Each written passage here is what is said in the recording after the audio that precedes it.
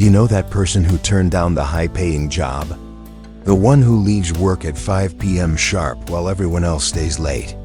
The one who'd rather earn less and have their weekends? Yeah, that person isn't lazy. They figured something out that most people spend their whole lives missing. If you're someone who'd rather take a pay cut than lose your evenings, who calculates the cost of everything in hours instead of dollars, who feels physically sick at the thought of trading your life for a bigger paycheck, welcome. You're about to understand yourself in a whole new way. Here's the thing. Society tells us that success equals money. The bigger the paycheck, the more valuable you are. But there's a growing group of people who've done the math differently.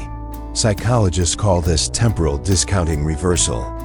Most people discount the future. They'd rather have money now than time later.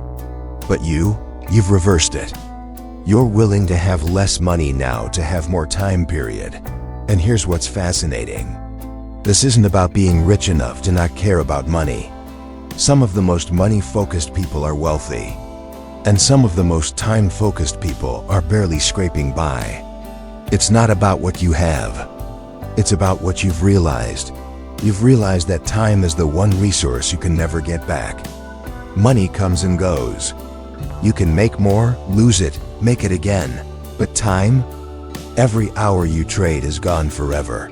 Most people know this intellectually. Everyone's heard time is money, but you feel it in your bones. It's not a cliche to you. It's a truth that shapes every decision you make. When someone offers you overtime, you don't see extra money. You see your kid's bedtime you'll miss, your morning run that won't happen, the book you won't read, the sunset you won't watch, and the weird thing? People think you're irresponsible. You turn down a promotion? You work part-time by choice? They look at you like you're failing at life. But here's what they don't understand. You're not failing.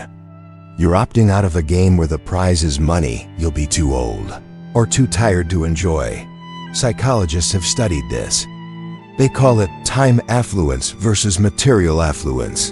And here's the kicker. Time affluence correlates much more strongly with happiness than material wealth. People with time affluence report lower stress, better relationships, more meaning in life, better health. Meanwhile, people who are money rich but time poor are stressed, disconnected, and wondering where their life went. But it's not just about happiness. It's about identity. When you value time over money, you're saying something radical. I am not what I produce. I am not my job title. I am not my salary. You're saying, I am the person who watches the sunrise. I am the parent who's there for dinner. I am the friend who has time to listen. I am the human who gets to live, not just work. And this drives productivity culture insane. Because the whole system depends on people believing that more hours equals more value. That busy equals important. That exhaustion is a badge of honor, but you've seen through it. You've realized that the person who works 80 hours a week isn't more valuable than you. They're just more exploited. They're not winning. They're losing years of their life to a system that will replace them the second they're gone. Now, let's talk about where this value system comes from. Because nobody's born caring about money. Children value time naturally. They want to play, to be with people they love, to explore. Then we grow up, and society teaches us different. Time to get serious. Stop wasting time. Time is money. So make money. The programming is everywhere, but some people resist it. Or they buy in for a while, then have a wake-up moment. A health scare. A parent's death. A child growing up too fast. Something that makes them realize, I'm spending my one life on things that don't matter. These wake-up calls are brutal. But they're also gifts. Because they shatter the illusion before it's too late. And once you see it, you can't unsee it. You can't go back to pretending that money is worth more than the minutes of your life. Now here's where it gets interesting. There are different types of time valuers. Some are minimalists. They've calculated the exact amount of money they need to survive. And they work exactly that much and no more. They've optimized their life for time. Small apartment, simple meals, few possessions. But their calendar? Wide open. Their stress levels? Low. Their sense of freedom? Immense. Then, there are the career shifters. They had the high-powered job, the impressive title, the big salary. And they walked away. Became teachers, artists, social workers. Downshifted in society's eyes. Upgraded in their own. They'll tell you, I make a third of what I used to. But I have my life back. I see my kids. I sleep well. I'm not constantly exhausted. I'm not counting down to retirement. I'm actually living now. Then there are the boundary setters. They still work traditional jobs, but they've drawn hard lines. No checking email after hours. No weekend work. No guilt about using vacation days that their coworkers might judge them. Not a team player, lacking ambition. But they've realized, my job is not my life. It's how I fund my life, and here's what's really interesting. Research shows that these people, the time valuers, they're not less successful. They're differently successful. They have deeper relationships because they have time to invest in them. They have better health because they're not chronically stressed. They have hobbies, passions, skills that have nothing to do with making money. They know their neighbors. They volunteer. They read books. They learn instruments. They garden. They have lives that are full in ways that money can't measure. Meanwhile, the money-first people often realize too late that they've been climbing a ladder, leaning against the wrong wall. They've accumulated wealth but lost relationships. They have money for vacations but no energy to enjoy them. They can afford anything except the one thing they actually want, time. And here's the thing about time. Unlike money, you can't save it for later. You either spend it now or it's gone. That Tuesday afternoon. You can't store it. That Sunday morning. It's happening right now whether you're present for it or not. So, people who value time aren't being impractical. They're being realistic about the one resource that actually runs out. But here's where it gets hard. Because valuing time over money in a money-driven world means constant pressure. Family might not understand. When are you going to get a real job? Friends might drift away because you can't afford to keep up. Society offers no awards for the person who chose time wisely. There's no promotion for leaving work on time. No bonus for having dinner with your family. No raise for being well-rested. The external validation goes to the person who sacrificed everything for work. The corner office. The title. The recognition. So people who value time have to find validation internally. They have to trust themselves when everyone else is saying they're wrong. And that takes enormous strength. To live by values that make you weird. To prioritize things that don't show up on a resume. But here's what happens over time.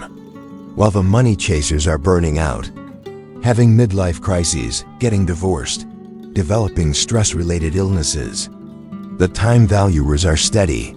They're not having crises because they've been living intentionally all along. They didn't defer life, so there's nothing to desperately try to reclaim. Their relationships are intact because they've been tending them. Their health is better because they weren't running on empty for decades. They actually know who they are because they had time to figure it out. Now let's be clear. This isn't about being anti-money. Money matters. It provides security, options, comfort. The question is, how much is enough? And what are you willing to trade for more? Time valuers have done that math. They've figured out their enough number. And they've decided that beyond that point, the trade isn't worth it. They'd rather have a modest house and time to enjoy it than a mansion they only see at night. They'd rather have a used car and weekends free than a luxury car and constant overtime. They'd rather cook simple meals together than order expensive takeout alone, because they understand. Experiences require time, not just money. And the best experiences often cost nothing. A long conversation, a slow morning, a walk with someone you love, reading to your kids. These things need time, not money. And you can't buy them back. You can't pay someone to have had breakfast with your teenager, to have watched your parent age, to have been present in your own life. So here's what time valuers understand that others don't. You can always make more money, but you can never make more time. That hour you spent working late last Tuesday, gone. That weekend you gave to your job, you'll never get another April 22/5. Meanwhile, money, you could lose every penny and potentially make it back. People do it all the time, but time? It only moves one direction. And every moment you trade for money is a moment you'll never see again. This is why people who value time often seem calm in ways others aren't. They're not anxious about keeping up, because they're not in that race. They're not stressed about the next promotion because they don't want it. They're not envious of their friend's bigger house because they're too busy enjoying their own life. They found something our culture barely acknowledges. Enough. Not just enough money. Enough of everything. Enough stuff. Enough achievement. Enough status. They've stepped off the treadmill of more. And from outside, this looks like lack of ambition. But it's not. It's the ultimate ambition, to actually live the life you have, to be there for it, to taste your food, to hear your kids, to feel the sun, to notice the small things that make up a life. Most people are so busy chasing the big moments, they miss that life is actually made of small ones. The Tuesday night dinner, the Saturday morning coffee, the drive home from work. That's where life happens. And you need time to notice it. Now, some people will say, this is privileged. Not everyone can choose time over money. And that's partly true. If you're struggling to survive, you don't have the luxury of choosing less money. That's real. That's systemic. That's unfair. But here's what's also true. Many people who could make different choices don't, because they're chasing a lifestyle they've been sold. The bigger house, the newer car, the expensive vacations, the private schools. And they genuinely believe they need these things. So they work more to afford them, which means less time, which means they need to buy more convenience, more services, more stuff to make up for the time they don't have. It's a trap. Work more to buy the things you need because you work so much.